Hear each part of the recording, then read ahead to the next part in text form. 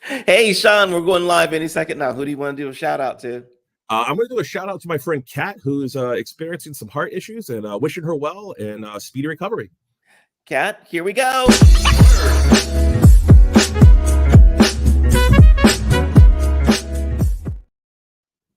Hey guys, we are on today with Shaun Rosado. I've had him on. I think he's been on more than anybody else on the show, and I love having him. He is a true pop culture enthusiast and self-proclaimed sci-fi geek. Shaun is the creator of Pop Cycled Baubles, where he creates handmade art with his wife. When he's not busy working in higher education or writing fiction, you can find Shaun immersing himself in all things geek related, which is awesome. He's a huge fan of The Flash. Check out that back wall. And spends his free time exploring the world of comics, movies, and television with a passion for all things nerdy. Shaun is the perfect guest for discussing the Europa Report, which is what we will be discussing today. For anyone who has not seen the Europa Report, warning, we will be talking spoilers. It's a 2013 movie, so a lot of you probably have seen it. Shaun, welcome to the show. I am excited that you are here again. Thank you. Thank you so much for having me. Yes, absolutely. Spoilers, obviously, will be had, but I still say stick around because, as every conversation I have with you, we never stick on just one topic. Right. And this is one of those movies. Even if we get into the minutia, I still think that the movie is so well performed and so well put together that it's still worth a journey. If we Can I spoil tell you, like, I hate spoilers myself, but yeah, like I hadn't seen The Godfather until this year. And I'm like, anytime it comes up, right, exactly. That's the face people make. wow. It's like, you haven't seen The Godfather. And I'm like, yeah, I know. It's like, don't tell me things like it's been out 40 years. Come on. Yeah, no, definitely there needs to be a moratorium of, Yeah. unless like you're extremely young, but like, if once you get to like your 30s and your 40s, Yep. if you haven't seen a movie at that point, it's been out for 20 years, that's on you. That's not really on culture at that point to Yeah. protect you in your bubble. So I think there is a moratorium. There, Just there for the is. There is. yeah. I went and saw it because I knew somebody was going to spoil it for me. The only thing I knew was the horse head scene. And it wasn't as Right. good as I remember. But anyway, let's talk about the Europa Report. Yes. Um, So do you want to start, or do you want me to give like a basic premise of what the movie is? Well, I've got the one sentence premise. It's a Do it. privately funded manned space mission to Jupiter's Europa in Mhm. search of extraterrestrial life. But if you want to go into more detail, please do. And then we Yes. will kick it off from there. So one of the reasons why Europa Report is such an interesting movie to me is that it is actually one of the celestial bodies in our solar system that we are Yep. planning to visit in the next 15 to 20 years. Like, this is something we're actually going to go do. And the reason why is because Europa, we know, is full of water. It has about a crust of 100 kilometers of ice that maintains the surface. It is almost uniformly smooth, relatively speaking. Mhm. And it actually, because Europa is a very interesting monster because it is outside of what we call the Goldilocks zone, which is that people envision it as a ring around the sun, where if a planet is in that zone, it is the perfect distance away so that it can get the right amount of radiation and heat to sustain life if there's water and carbon on that world. Mhm.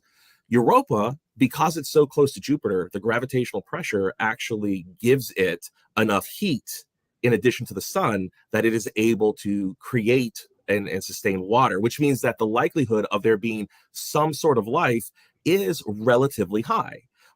So when this movie came out, the idea was, well, let's hypothesize what would happen, if we went to Europa. And it's a pretty exciting idea. And this movie does something really cool with it, which is, of course, it's, as you kind of described it, it's found footage, but it's also a story of discovery, even though it is also a story of tragedy.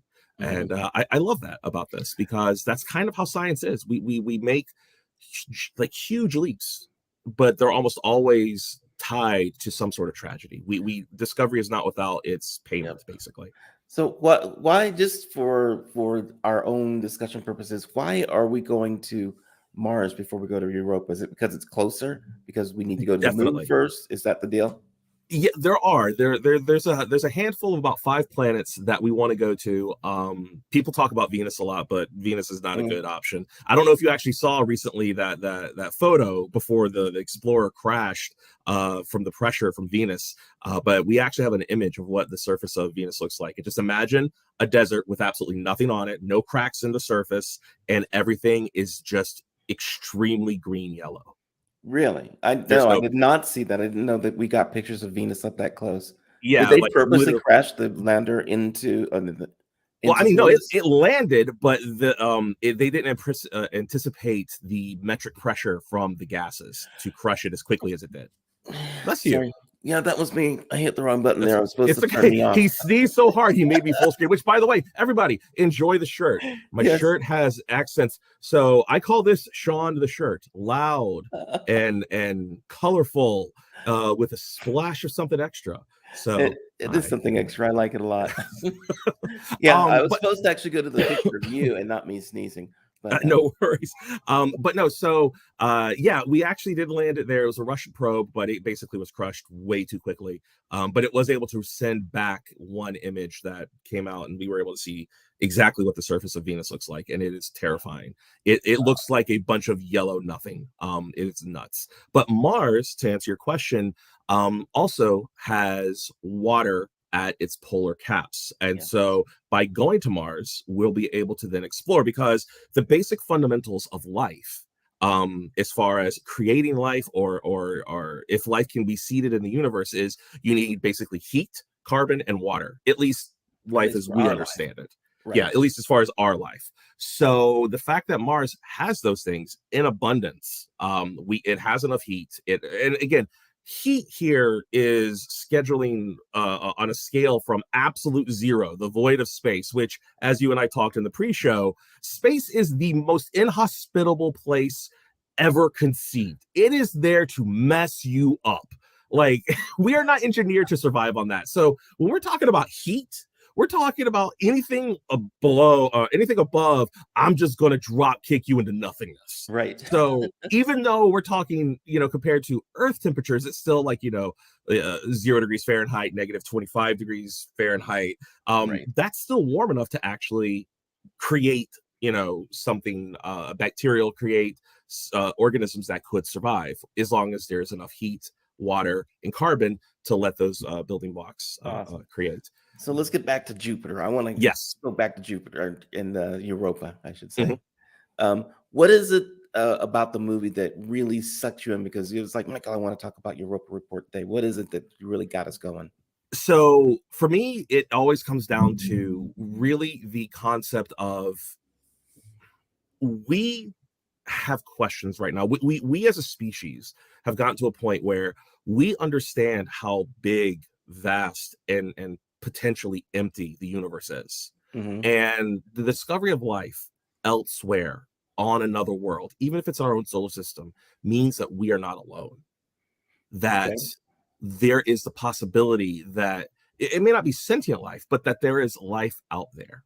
Um, it also means that if we can understand how life can survive in those environments, we can adapt ourselves. We can then figure out a way to go there and sustain ourselves there. Because right now, Earth is basically the whole kit and caboodle as far as humanity is concerned. Okay. If, you know, infinity forbid, something terrible happens, rogue asteroid like an Armageddon or something hits our planet, that's it. Humanity is gone. The only symbol of humanity surviving is the probes that we've sent to space and a plaque on the moon signed by Richard Nixon.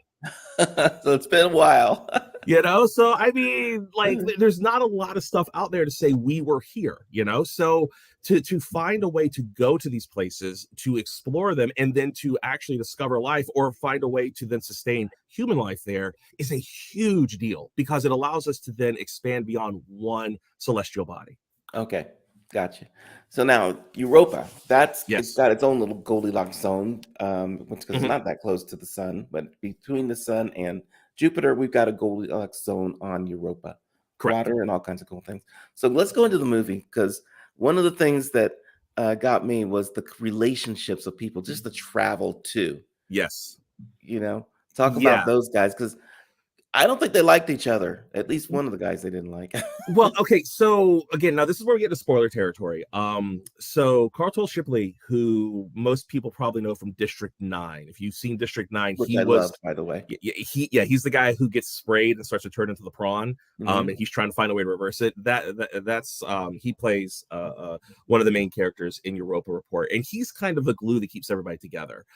He is one of the technicians. He's very much a free loving, a very high energy, very positive person. And we know that most missions are built very much around key figures in a group. You have your mission leader, who is normally going to be the stalwart one, who is going to be, right on report and make sure that people keep in line. But you need somebody to be the release valve, Hmm. for lack of a better term.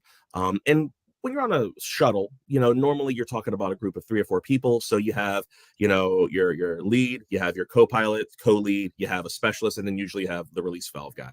Um, because they're going to Europa, that role is so much more important because it takes them 2 years just to get there. Yeah. Um, so they're going to spend a great deal of time alone, removed from anybody else, and they have to stick together. And a solar flare occurs, which then causes them to have to go EVA, which means you're going outside the spaceship, and they have to fix part of, bless you, they have to fix part of the ship. And when they're doing so, Shipley gets, oh, I forgot what it was. I'm sorry, hydrazine on his suit. And the problem with hydrazine is hydrazine inside of an oxygen atmosphere basically is toxic. And you can't scrub it out of your system with the way we have our kind of air scrubbers. So he can't get it off of his suit. It's on his glove, it's on his hands. He's screwed. Because his co EVA Yeah. specialist, which is this German guy, has been knocked unconscious. He's been hurt, so he's losing air, and so Shipley has to make the decision: I've got to get him back in the airlock, but I can't enter it. And they try to come up with all these wild ideas in 60 seconds, but the truth is Shipley's already dead, and there's no way to save him, and he Right. knows it. So he has to shut his friend in, lock the airlock, and then he just pushes away, which is nightmare fuel for me. Oh, Yeah. It was that was actually one of the most poignant scenes in the entire movie. And yeah, like as much as I was like, I didn't like the guy that he pushed back in, yeah. the fact that he was getting lost and he sacrificed himself. And I know I wonder on like missions that we actually have if that's Mhm. something that would happen like on the space station. Um, Well, this is the secret that I think people forget about a lot, Michael, which is that every astronaut, every astronaut who has ever gone into space, I don't care if they're part of the Chinese space program, Russian space program, what have you, mhm. every single one of them are absolute badasses because they are willingly sitting on a device that will explode to launch them into, as we've discussed, the most inhospitable place that you can possibly think of in order to further human history. They go up knowing that there is a decent chance that they're not going to come back. Now, for them, decent is probably 3-5%. But they know if that happens and they're Mhm. asked to do something to save their fellow astronauts, they are willing to step up to the plate. They know that they may be asked to do something that will kill them.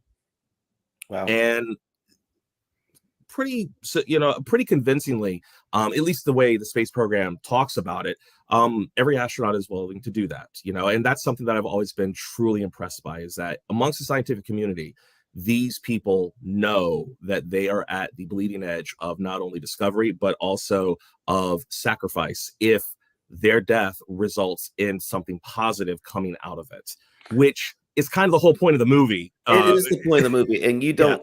I think one doesn't really realize that until we Mhm. get right up close to the last 10 minutes. Yeah. Um, But that's the reality for every astronaut. The people who are on the International Space Station right now, if something blew up and somebody had to go EVA, knowing that they couldn't get back in because they were going to have to spend too much time or they'd get too much radiation and it would make them sick, I have no doubts that they would put on that suit, jump into space, and make sure whatever needs to happen happens in order to save their friends, or possibly some discovery that would then help further humanity's knowledge in the greater cosmos. yeah. That's that's incredible. That is incredible, as a matter of fact. So you go back to what, Apollo 13, right? Yes, Yeah, absolutely. that there's our example of the Europa Report. But I want to go back to what triggered them having to risk their lives in the Europa Report. Let's get to that part. Right, the solar flare.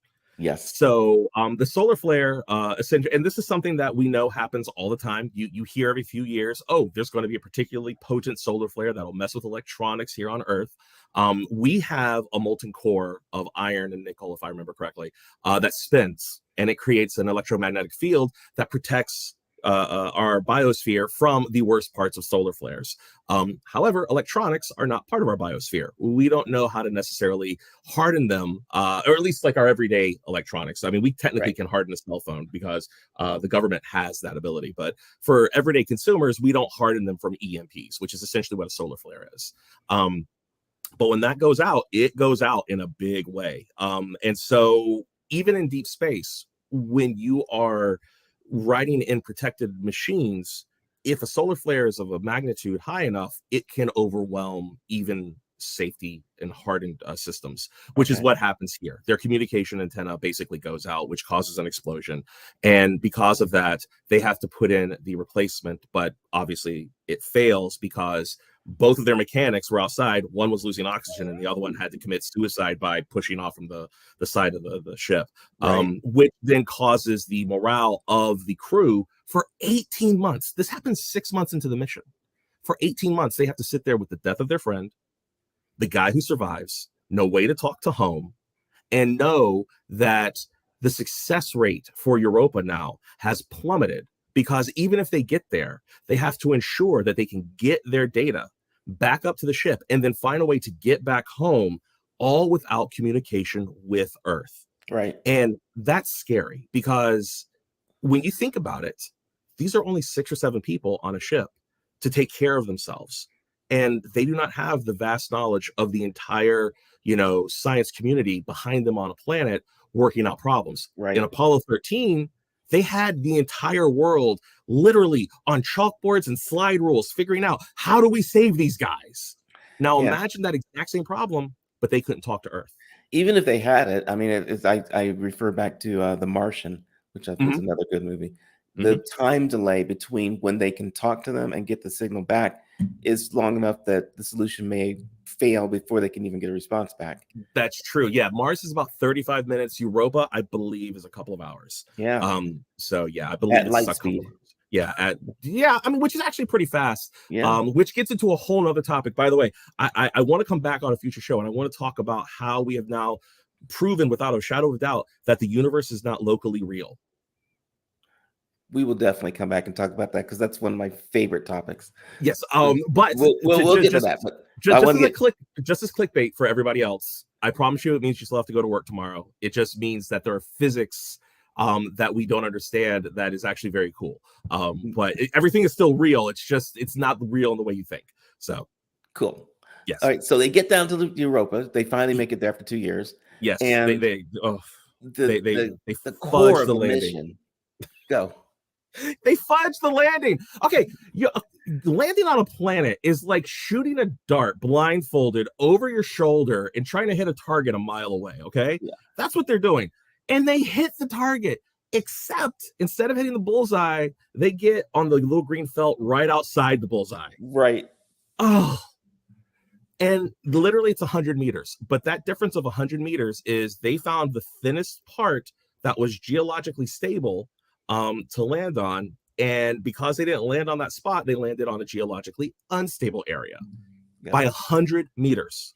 Right. Which you think isn't a lot, but when you're talking about ice and Yeah. thinness and the blowing off the planet using rockets, Yep. it makes a difference. It makes a huge difference. So they're like, we're here. We have to figure what's going on. And as soon as they land, weird things start to happen. They start to experience lights. They start to experience weird sensations. And over the course of a few hours, they're able to definitively figure out that not only is there a biome underneath the surface of the ice, they're able to conclusively figure out that this is a place that deserves more attention. Yes.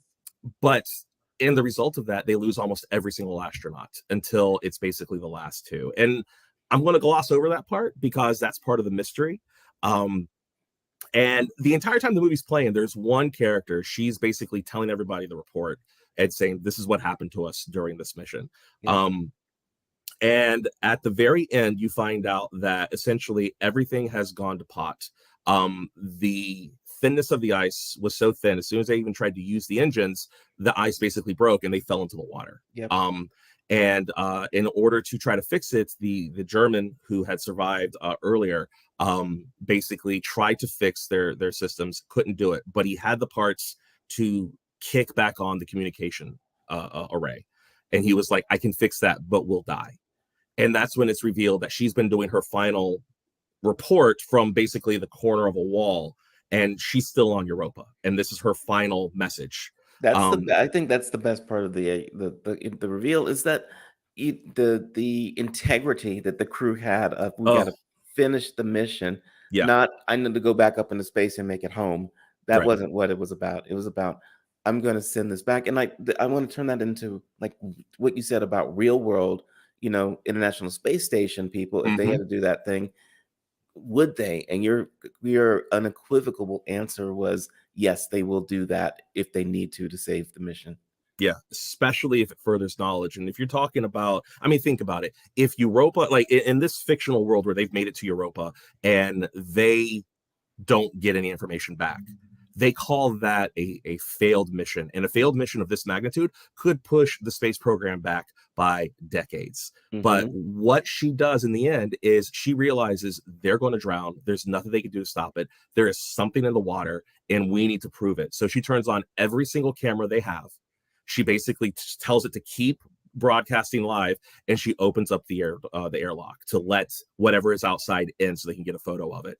And before she drowns, you see essentially a glow in the dark squid monster. Yeah. Very creepy, very, very scary. But at the same time, it shows that this is a place where there is life, complex life. There, Um, there is a question I had about this the life I want to get to, but you mhm, said something about the fact that they get the cameras rolling, and if they don't get any information back to Earth, it could set it back years or decades, right?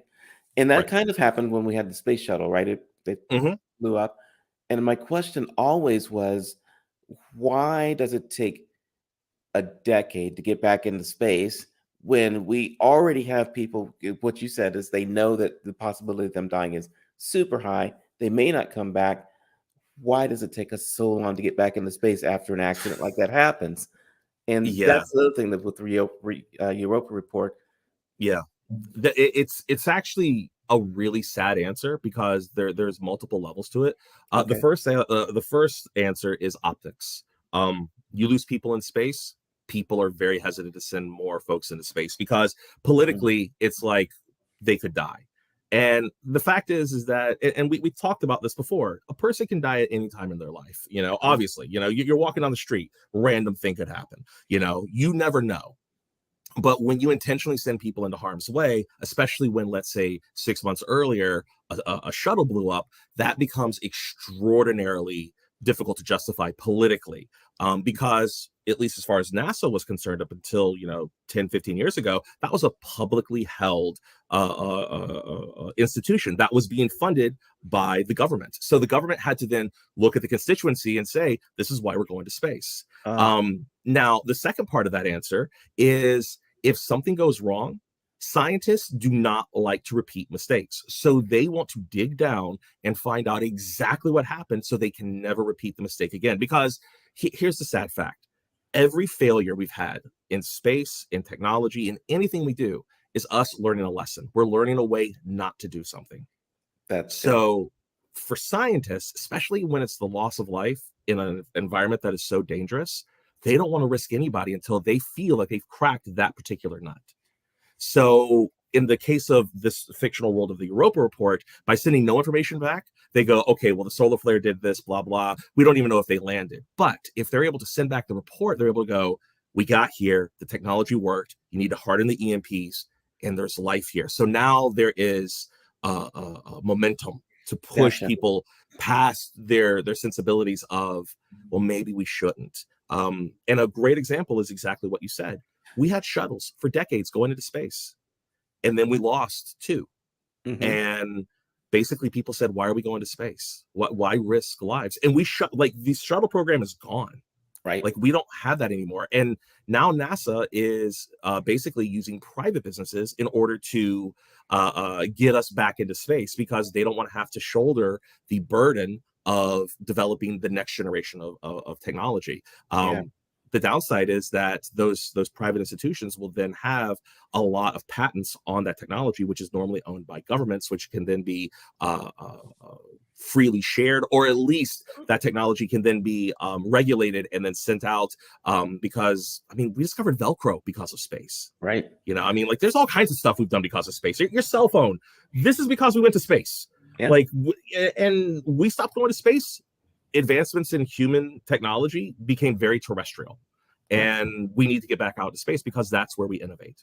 I think this discussion that you and I are having, especially the part about what is important in a space mission, getting that data back, that actually just opened my mind. It's like, okay, yeah, that makes sense, because if it's just going out to have, fun and say we made it there, that's not really doing anything. If you Yeah, don't know if they made it there, you just wasted several $billion. So that several makes sense. billion. Yeah. Yeah. You know, and it's a scary thought, and that's the thing I love about this movie, is that it's about humanity overcoming every single problem it can have, knowing, even in the face of death, that if they could just get that information back, that they will further humanity's knowledge of who Yeah. we are further than any other discovery up until that point. I mean, imagine this, Michael. Imagine that we were able to actually prove without a shadow of a doubt, this is life and it is out there. We are not alone. That would be cool. It is an amazingly cool That would be thing. cool. That would be it would be the single greatest discovery, since fire. I mean, we're talking about, it radically changes our position in the universe. We have, especially in our own solar system, brothers and sisters who probably came from similar asteroids, celestial debris. They could look completely different, but they're part of our solar system. They're part of us, Yeah. and they're here. One of my favorite Star Trek episodes, which goes outside it was on Next Generation, I Mhm. believe, was when they found all everyone's getting messages from everybody, and they Yes. all meet on the one planet, and they go like, Yep.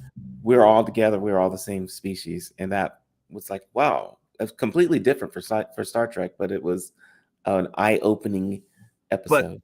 it's funny. I remember exactly that episode, because that was where the Ferengis, the Romulans, the Klingons, Yep. and the Cardassians all get together with the Federation, because they all have a piece of the puzzle.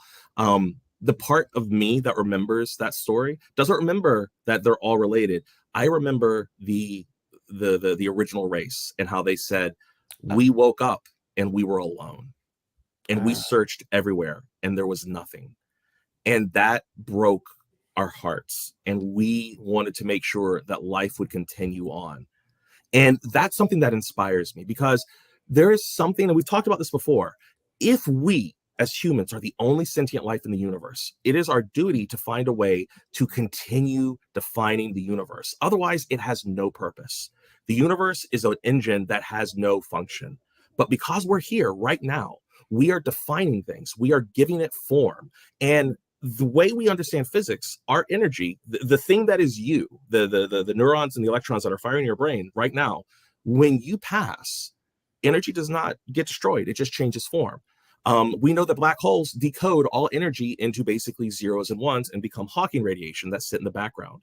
mhm. It literally can be re-encoded. So you are literally contributing to the knowledge of the universe that is then being broken down to then be reused somehow, somewhere in the future. If we were the only ones here observing these things, and we had a chance to then create other beings that could then continue our journey after our species goes extinct, because for whatever reason, that is a miracle. And that's the thing that I like to talk to people about, because we live in a world where we don't realize that from the beginning of our species to now, every choice that your ancestors have made is something that led to an infinitesimally small value that leads to you. Mhm. And every experience that has been leading up to this point has been a unique journey that could never be replicated, no matter how you shake the variables inside of your magic 8 ball ever Nope. again. And you and the 8 billion people on this planet are all living miracles. We're all given a chance to contribute just a little verse to this giant creation of the cosmos. And we're so used to seeing each other, we don't see the miraculous. I We talked don't see about that. this just the other day on a podcast that Yeah. what I think there's the 1 in 400 trillion chance, wasn't that the number of you being you based on all the things out there, and the possibility of us being duplicated is just about zero. Yes. 1 in 400 trillion is zero. So yeah, I think people should take that and think about like I am unique, I am special. I contribute to the overall mass of the universe and what's happening here. Um, like I don't know, it's overwhelming for me. I'm going to It is. wrap it up here. We have had. I love talking with you. This is why we need to have you on more and more. We're going to talk about simulation again. We're going to talk about the teaser that you gave. Yes, locally real. Yeah. The universe is not locally real, which again, it's clickbaity. It is real, but the way basically what they did, and this almost never happens. Somebody this past year proved Einstein wrong. Ooh, that's Yeah, harsh. that's hard.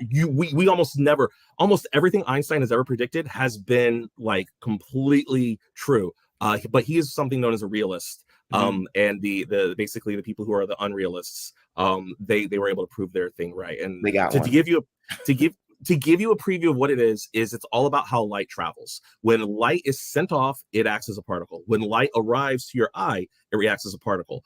The distance traveled between those 2 points, it acts as a wave, which in quantum theory means that it is a variable. It is Right. basically not real. It could be any number of things. So it starts off perfect, it ends perfect, but in the middle, it becomes basically Schrodinger's cat.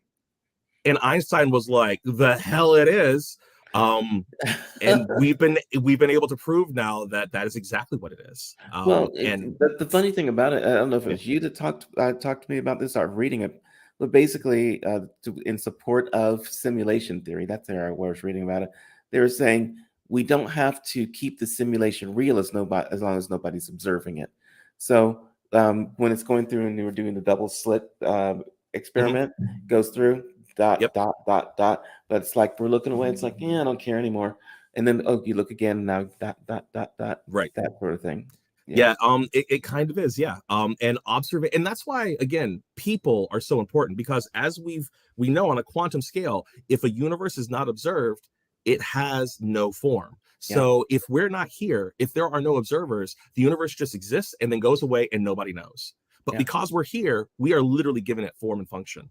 And we're not talking about hyperbole. We are physically defining things, but even on a quantum scale, for some reason, observable our mere act of observation causes things to lock into a static state. That's nuts. That's you know what? I'm gonna have you back again. And I think maybe the next time when we talk about this, I Mhm, think we should bring on you. We'll bring on a spiritualist that has the same sort of thing, mhm. maybe a scientist, and we'll have a discussion about this.